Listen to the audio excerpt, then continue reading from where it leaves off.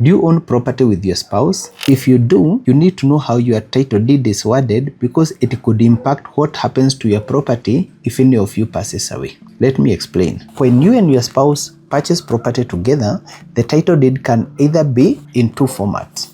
One, it can be a joint tenancy or it can be a tenancy in common. Let me explain the difference between the two. If the title of the property reads both your name and your spouse's name, and there is no apportionment as to ownership, then that's called a joint tenancy. What does a joint tenancy mean? If one of you dies, the property automatically transfers to the surviving spouse without the need to go through a succession process. But if the title has listed either ratios like 10%, 70%, or 80%, where the title is distributing apportionment of ownership to one or the other property, then that's called tenancy in common. The impact of having a tenancy in common is when one person dies, their share must go through a succession process before it's inherited. So make sure you check your title deed to reflect the right ownership structure that suits your needs. And if you do not have a property, head over to Property 254